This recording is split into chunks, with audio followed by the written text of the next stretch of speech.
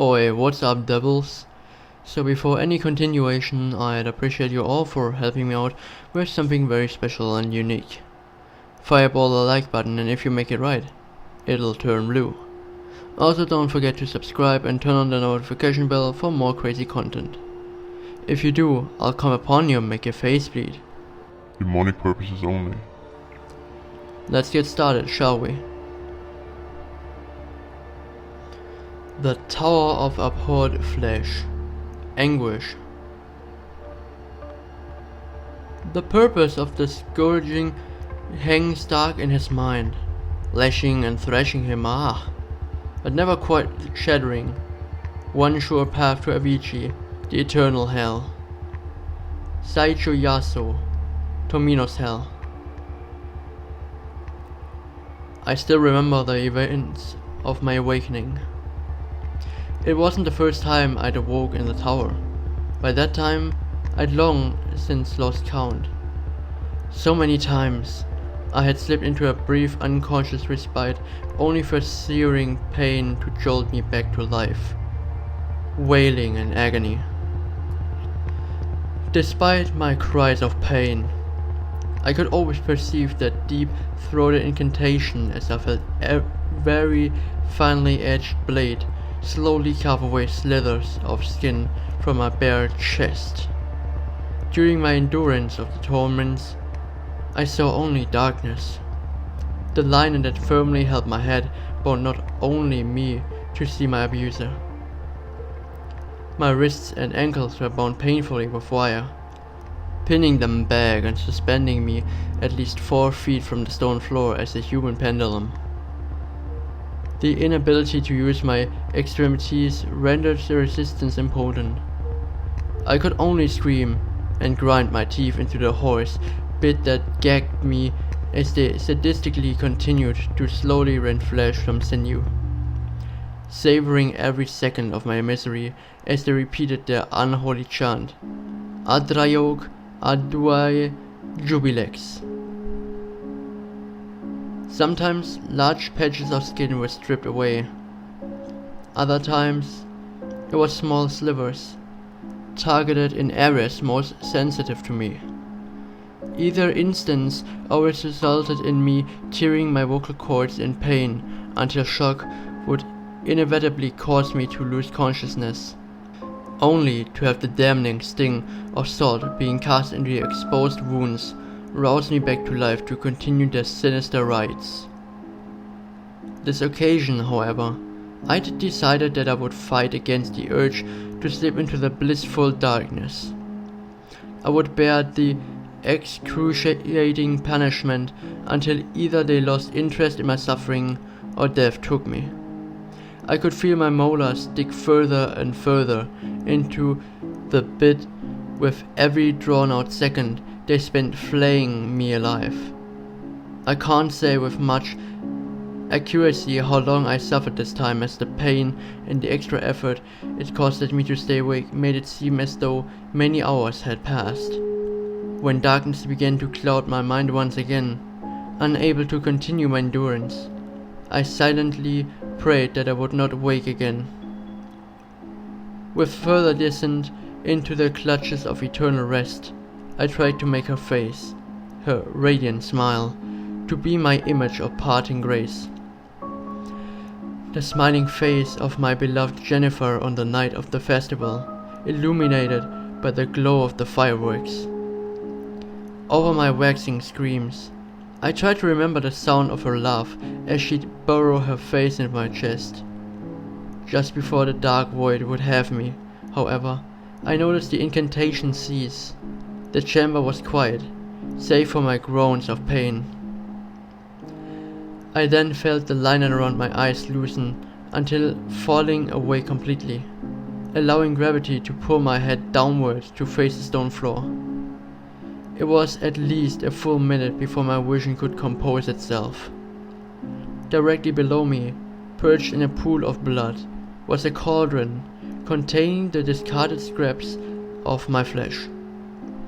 As much as the sight horrified and revolted me, I could only utter a weak moan. The frigid air in the chamber stinging my exposed muscle tissues. I looked up, arching my neck up, when I heard soft footsteps approaching to steal my menacer.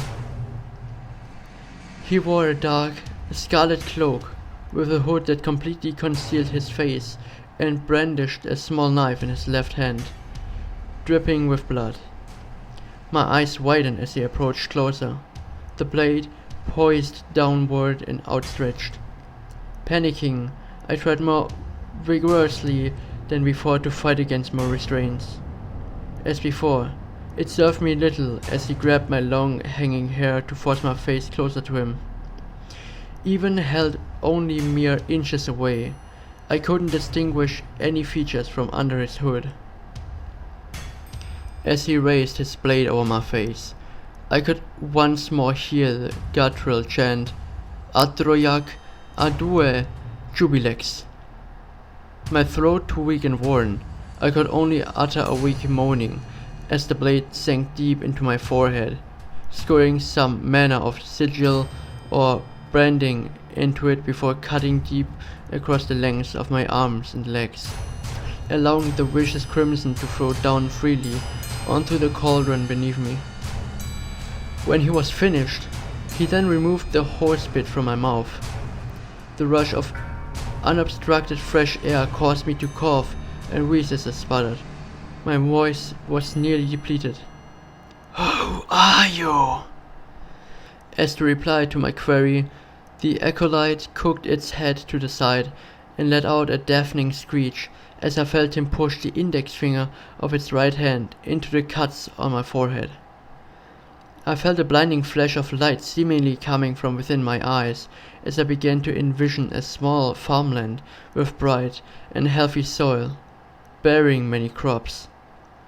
I was overwhelmed, my senses overclocked, and unable to properly process the heavenly display, for indeed, it had been so long since such a sight had excited that I was sure they only existed in heaven.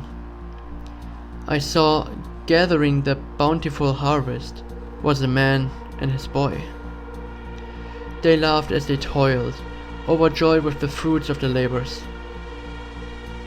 Another flash led the vision to shift the inside of a dark sanctuary where there gathered the three hooded figures, clad in the same uniformed red garbs as the one in front of me, all reciting Adroyak, Adue, Jubilex. As they knelt in prostrate before a large pit surrounded by candles and a tyrannical idol erected opposite of them, inanimately wielding its dominion over them. I let out a shrill yelp as I felt the acolyte's finger push harder into the scorings, feeling the visions burn deeper and deeper within my mind. From inside the cavernous pit, I could see the man and the boy tearing each other apart, the both of them lost to some primal bloodlust in an attempt to cannibalize one another. I wanted it to stop, but was powerless to make it do so. As long as the acolyte's finger remained on my forehead, I was forced to continue experiencing the nightmare as I watched the adolescent tear at his father's jugular with his fingernails. The father retaliated by gouging the eyes of the boy, growling like a rabbit hound. I felt the finger dig deep into the carvings as I witnessed the boy, somehow gaining the upper hand over his elder, proceed to drive his father's head into the walls of the pit. Once the man's head was but little more than a mess of gore, the youth let out a series of deranged howls and screams as he began to regurgitate a venomous black substance and tear away the skin of his face. I found it in me to scream once more as I felt the blinding flash searing my mind. I felt my head hang limp again, facing the cauldron below me. My breathing was heavy, as though my lungs were starved, and my vision was slow to recompose itself.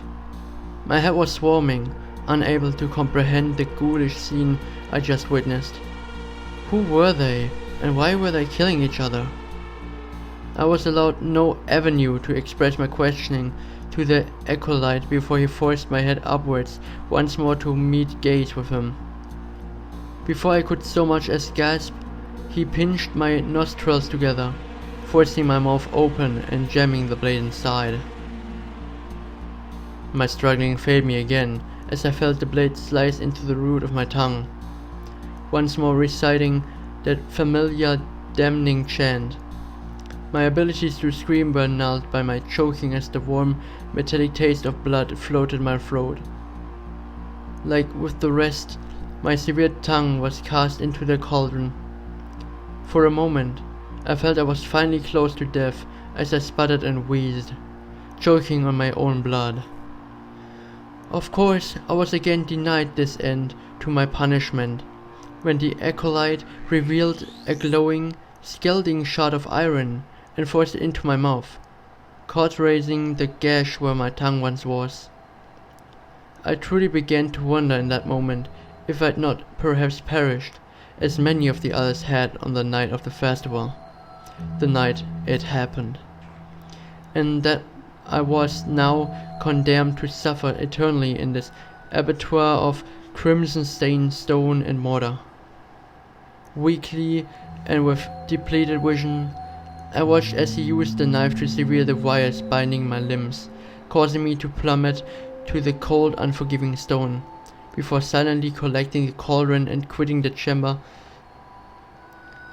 through the stairway at the right end.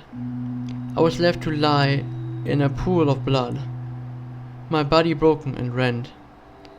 As the void crept upon the corners of my vision once more, I began to dream. The image to haunt my subconscious mind was that of Jennifer, her vibrant blonde hair, her sweet and warm smile. I began to recollect her softly sweet laughter as we embraced amidst a cheering crowd. I could feel a tear betray me as I remembered the kiss we shared as the blinding blazes burst, illuminating all to a definite degree. The tears came more freely and horror clouded my reasonable thoughts as the sounds of their collective screams pervaded the air around us. My petrified somnambulism lasted no further, however, when I felt hands grab my wrists and began dragging me across the stone floor, a trail of blood marking the path behind. Looking up, I could see the blurred visage of a scarlet-garbed acolyte pulling me further into the hallway. I could see but little as I was brought further into the winding staircase, for only about every 3 feet or so, down the long stone spiral, would a torch be mounted in purchase. My body throbbed and ached with every inch that was dragged along, the exposed muscles and tissues grinding against the rough cold stone. As I was brought nearer and nearer to the end of the stairs, I began to hear a succession of some of the most tortured wails I'd ever heard. I almost was certain that they couldn't have been from human origin. Horrific truth would prove me otherwise. However, when I was dragged out of the stairway and into a new chamber where there was displayed a woman, bound in much a similar manner as I had been. Her suffering, however, was of a wholly more vicious nature. She was mounted upon a giant spear in between her legs, her ankles bound in such a way that forced legs in opposite directions. Her unheeded shrieks for mercy reached an unsufferable degree as I saw 2 of the acolytes then begin to cut across her painfully slender stomach, collecting the robbed viscera into a cauldron just as they had with me. Unable to bear witness to the vile act any longer, I closed my eyes and did my best to take quiet solace in the fact that it wasn't my Jennifer enduring this inhuman torture. It was for naught, however, as I felt myself being hoisted upright by my arms. My eyes opened once more to see one of them bringing the cauldron closer to me. In an instant, my head was forced down into it, and the acolyte began to force handfuls of the entrails into my mouth. My aching body was too weak to offer any meaningful resistance to the acolyte's molestation as he forced the ill-gotten gore down my throat, causing me to gasp and choke.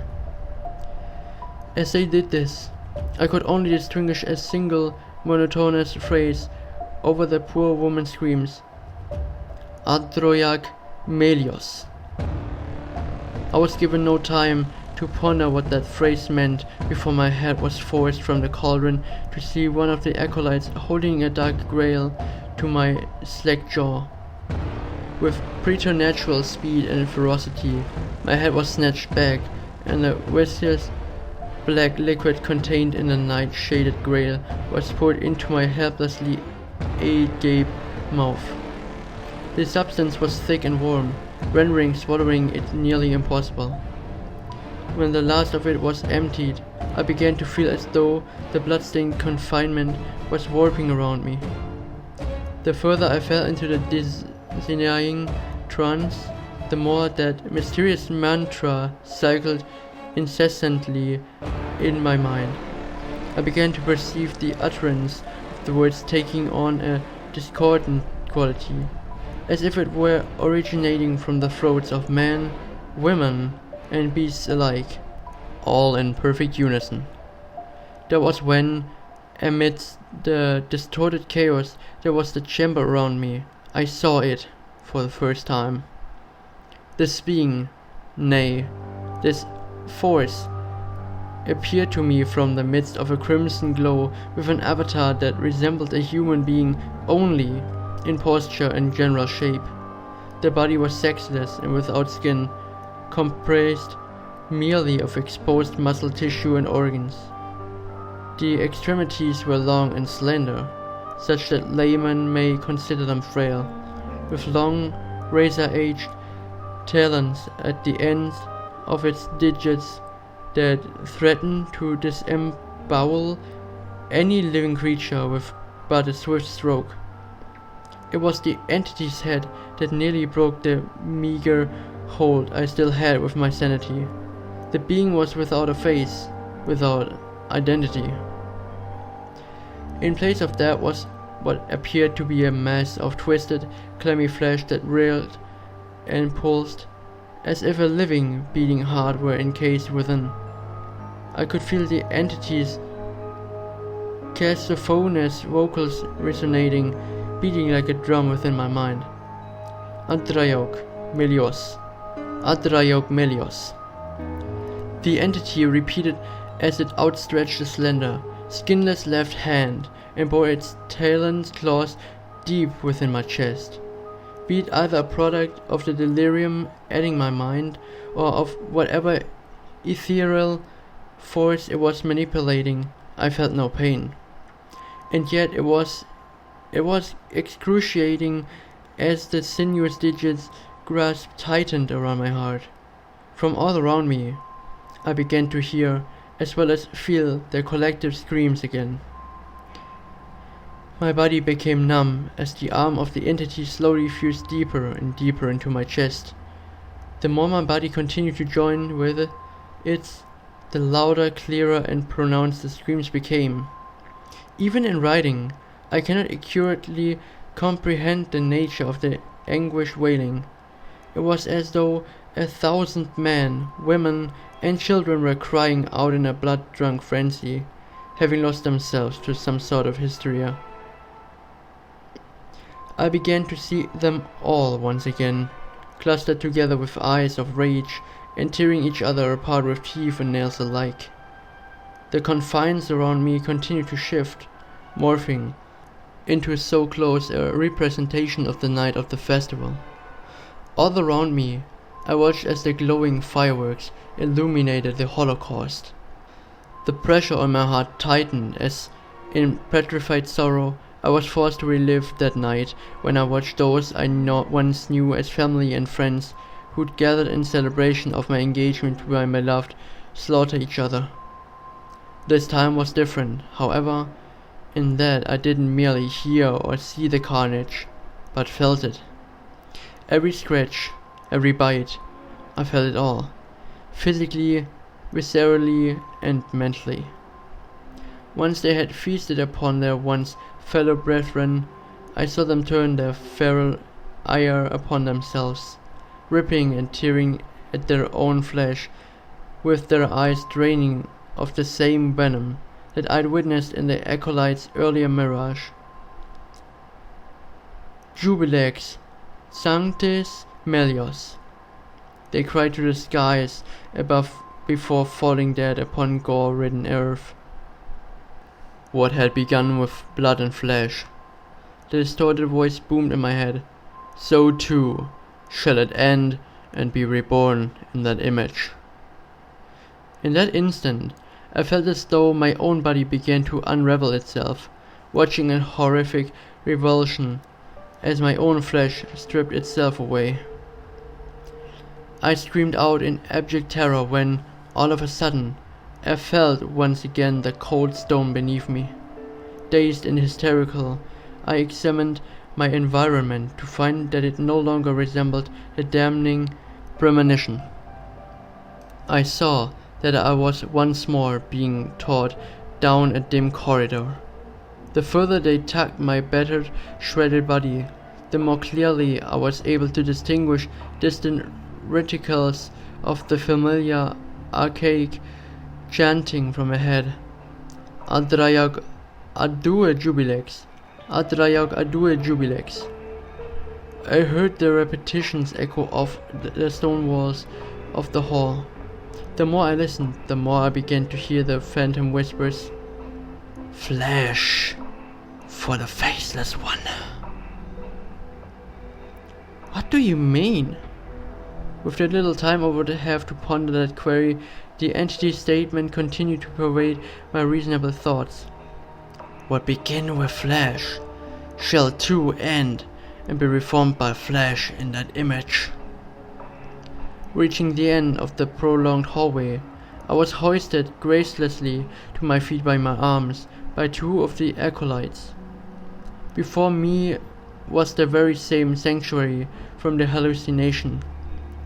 It felt as though I was staring into the very depths of Sheol itself, the only penetrations to the devouring darkness being the small candles arranged around the gaping pit at the far end of the room. Despite the paltry illumination, I clearly saw the idol from the vision towering over the pit. At first glance, it looked to crudely resemble the form of a human being, with its circular ring to form the semblance of a head and the four fine points beneath to resemble the limbs. It then slowly dawned upon me of the idol's resemblance to the abominable entity who, in it of itself, appeared as but a crude representation of a human. I watched as three scarlet-hooded acolytes who were knelt in worship around the cavernous pit to the gruesome effigy turned to face me, holding aloft their own smaller images of the larger one towering before them and repeating in the demoniac tongue, Adrayog Adue Jubilex, Adrayog Adue Jubilex. My body remained limp, my feet dragging across the rough stone as the two acolytes restraining my arms forced me forward. Adrayog Adue Jubilex. The chanting grew louder and more abrasive the closer I came to the pit, as well as the whispered omens from before. Adrayag Adue Jubilex. Flesh for the faceless one. I tried in vain to shake the ethereal utterance from my thoughts, only seeming to succeed in giving them a tighter grasp on my mind. Adrayag Adue Jubilex. It was when I was held only mere inches away from the abysmal pit that my senses were offended by a combined carrion miasma of excrements and decay. I felt my stomach start to turn over on itself, and I began to retch.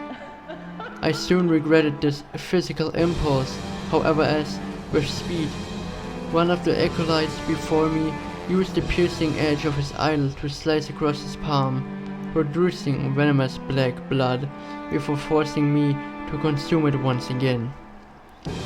Then, before I could so much as gasp in fright, I was cast like waste into the abandoned depths of the pit.